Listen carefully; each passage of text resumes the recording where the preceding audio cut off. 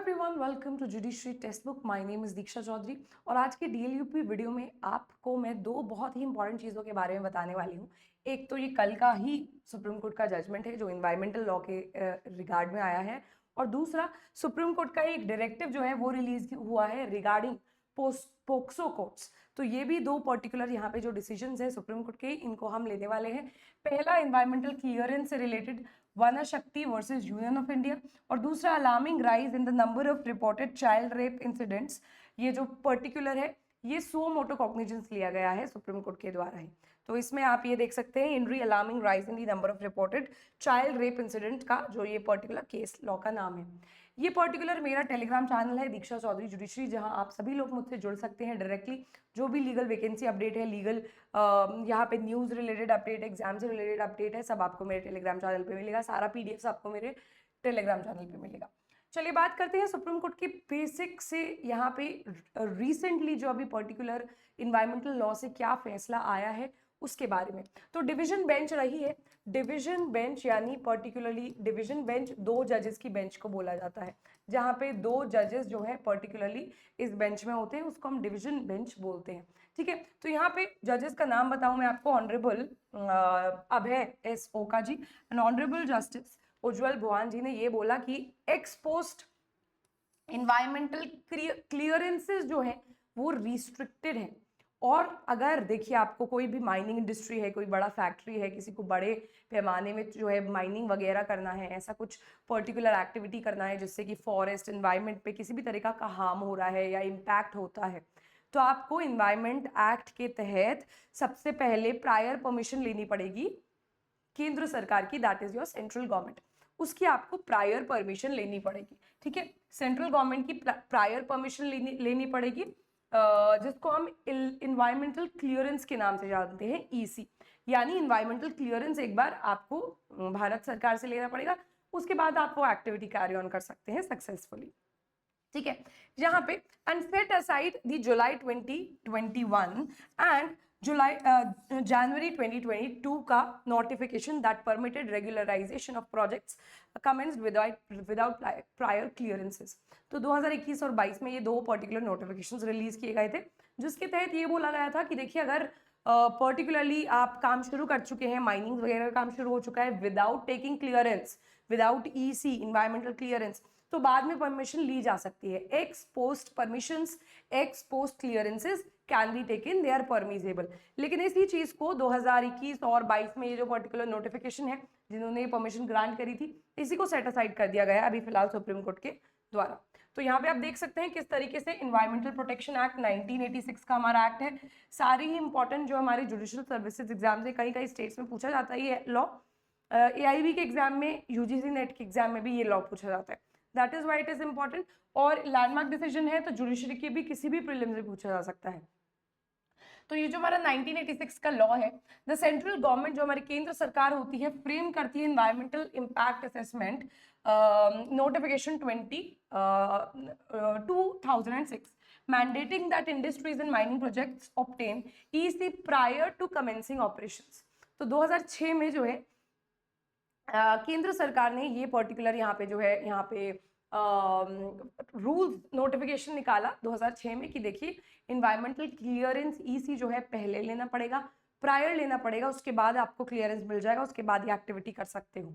2021 और 22 में जैसे कि मैंने आपको बताया कि इस तरीके का नोटिफिकेशन रिलीज किया गया कि एक्स पोस्ट क्लियरेंसेस भी दिए जा सकते हैं, यानी पहले आपने नहीं लिया है परमिट, बाद में ले सकते हो काम करने के बाद।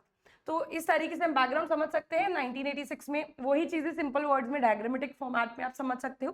1986 में कानून आया, 2006 में क्या हुआ, 2006 में जो है हमारा पर्टिकुलरली सरकार ने नोटिफिकेशन निकाला कि प्रायर परमिशन जो है वो लेनी पड़ेगी। 2021 और 22 में ये नोटिफिकेशंस आए जिन्होंने अपना ये जो मैंडेटरी रिक्वायरमेंट है इसको जो है उल्टा कर दिया, एक्सपोस्ट परमिशन जो है एप्लीकेबल कर दी 21 और 22 में। एक्सपोस्ट फैक्टर क्लियरेंस और एनवायरमेंटल प्रोटेक्शन, देखो काफी डिबेट चलती है on the way are environment is degrading day by day. Delhi NCR में तो हालत इतनी ज्यादा बेकार है कि छोटे छोटे बच्चों में ही बहुत बड़ी बड़ी breathing issues, breathing problem, asthma, ये सब प्रॉब्लम्स होने लगे हैं। और ओल्ड एज वाले जो यहाँ पे कैटेगरी होता है ओल्ड एज का, उनमें तो देखिए दिक्कत और भी ज्यादा बढ़ती जाती है। तो डिबेट्स अराइज हुई हैं रिगार्डिंग दी एनवायरमेंटल लॉज का अंडरमाइनिंग, एनवायरमेंटल लॉज का आप रिस्पेक्ट नहीं कर रहे हैं, उसको फॉलो नहीं कर रहे हैं, ठीक है। इन्वायरमेंट सेफ गार्ड करना कितना ज्यादा जरूरी है, इसकी अहमियत आप लोग नहीं समझ पा रहे हैं। Laws mandating prior environmental approvers, ऐसे भी लॉज जो हैं वो जो लाने चाहिए जैसे कि प्रायर परमिशन को मैंडेटरी बनाया जाए। और इस तरीके से सुप्रीम कोर्ट का जजमेंट जो है यहाँ पे एनवायरमेंट क्लियरेंसेस पे आया, ठीक है। Justice Oka ji and Bhuyan convene to hear the case, इन दोनों ने हियर किया केस को। 16 मई 2025 को ये पर्टिकुलर जजमेंट इन्होंने जो है यहाँ पे रिलीज करी है, कल ही में रिलीज करी है। The court invalidates prior notification and orders, prior जितने भी नोटिफिकेशन और ऑर्डर्स हैं उनको इनवैलिडेट किया गया है। The ruling applies only to future actions, तो फ्यूचर एक्शंस में जो है रूलिंग यहाँ पे एप्लीकेबल रहेगी, पहले के जो जितने भी एक्शंस हैं उन पे एप्लीकेबल नहीं रहेगी। The court denies protection to those who violate CC, अगर किसी ने इन्वायरमेंटल क्लियरेंस का ये पर्टिकुलर रूल को वॉयलेट किया है तो क्या किया जाएगा, उनको प्रोटेक्शन नहीं दिया जाएगा किसी भी तरीके का, क्योंकि सुप्रीम कोर्ट ने ये माना है ये जो लोग हैं, जो इंडस्ट्रीज, बड़ी बड़ी इंडस्ट्रीज हैं, माइनिंग इंडस्ट्रीज है, ये अच्छे से, ऐसा नहीं है ये इलिटरेट है, इन्हें कानून का पता नहीं है, समझ नहीं है, they are not known about the particular law. ये बड़े बड़े माइनिंग इंडस्ट्रीज हैं, कंपनीज हैं, यहाँ पे बड़े बड़े जो है पर्टिकुलर फैक्ट्रीज हैं जो ये काम फॉलो कर रही हैं, तो इनके पास अपना खुद बढ़िया लीगल टीम होता है, तो हम ये नहीं मान सकते कि इन्हें पता नहीं था लॉ का और उन्होंने उल्लंघन कर दिया। इन्होंने ये जो इलीगैलिटी करी है प्रायर परमिशन ना लेने की, ये इन्होंने जानबूझ के करी है, ऐसा माना जाएगा, ठीक है। इलीगैलिटी नोइंगली करी गई है, ठीक है। तो ऐसे वॉयलेटर्स के लिए किसी भी तरीके की इक्विटी पॉसिबल नहीं है, यही बात हमको यहाँ पे बोली है, जो मैंने आपको अभी बताया कि ऐसे लोगों को किसी तरीके की इक्विटी, किसी भी तरीके का एक्सेप्शन बेनिफिट नहीं दिया जाएगा। सुप्रीम कोर्ट का एनवायरमेंटल स्टैंड क्या है, earlier decision precedent cases allowing ex post facto ECs, पहले ऐसे केसेस आए हैं सुप्रीम कोर्ट के खुद के ही जहां पे एक्सपोस्ट ईसीज को अलाउ किया गया है, right.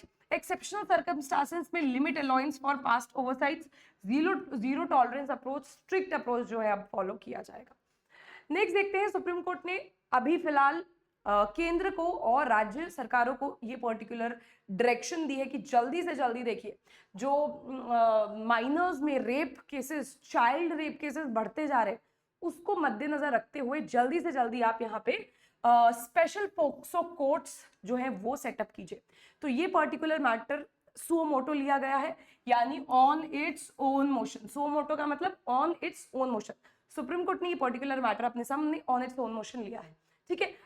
Because alarming rise of the number of reported child rape incidents, क्योंकि देखो चाइल्ड रेप इंसिडेंट्स रिपोर्ट कितने हो रहे हैं वो बढ़ते जा रहे हैं, और अगर रिपोर्ट बढ़ता जा रहा है दैट मीन्स जो रियलिटी है वो तो उससे भी ज्यादा डबल ट्रिपल होगी, क्योंकि rape cases, child rape cases तो बिल्कुल रिपोर्ट नहीं करते हैं लोग, ठीक है। तो अगर रिपोर्टेड केस भी बढ़ रहे हैं इसका मतलब एक्चुअल में तो बहुत ज्यादा हो रहे हैं, ठीक है। A bench of Supreme Court of India comprises justice honourable justice Bela M Trivedi ji and justice PB Varale on May 15 issued sweeping directives requiring the union as well as state governments to set up dedicated courts for cases under the POCSO Act 2012 on a top priority basis। ये काम आप जल्दी से top priority पे मान के करिए, ठीक है, ऐसा जो है डायरेक्टिव दिया गया है।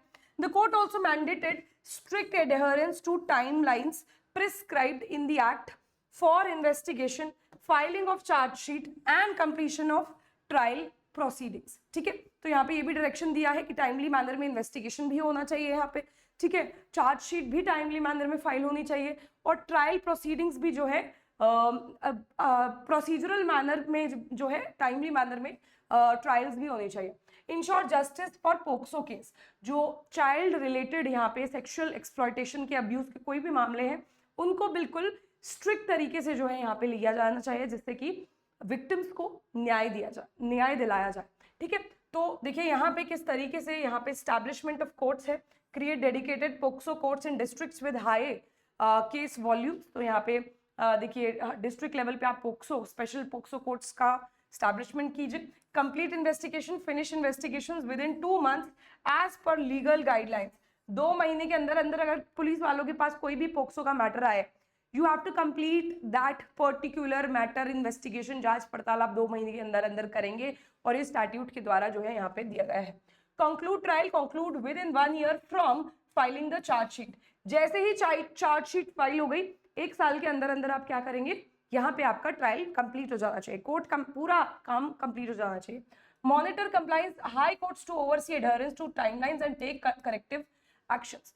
तो टाइमलाइंस के रिगार्ड में बहुत ही जो है स्ट्रिक्ट हमको यहाँ पे पॉइंटर देखने को मिल रहा है कि जिस जिस तरीके से यहाँ पे अगर कोई भी इंफॉर्मेशन आ रही है पोक्सो से रिलेटेड, ठीक है, तो चार्जशीट आप फाइल कर देंगे विद इन 2 मंथ्स, ठीक है, 2 महीने में चार्जशीट फाइल करेंगे। और ट्रायल जो कोर्ट्स ट्रायल कंडक्ट करती हैं, जैसे ही चार्जशीट जो है यहाँ पे फाइल हो गई है उसके 1 साल के भीतर भीतर जो है ये पर्टिकुलर ट्रायल कंप्लीट हो जानी चाहिए। और ये पूरा टाइमलाइन पे किसकी नजर रहेगी, इसकी हाई कोर्ट जो है इसकी निगरानी करेगा। हाई कोर्ट जो है ये देखेगा, मॉनिटर करेगा कि कंप्लायंस हो रहा है टाइमलाइन का या नहीं हो रहा है, ठीक है, रिस्पेक्टिव हाई कोर्ट्स करने वाले। तो दिस इज समथिंग जिससे कि जो विक्टिम्स है भाई उसको टाइमली मैनर में न्याय मिले।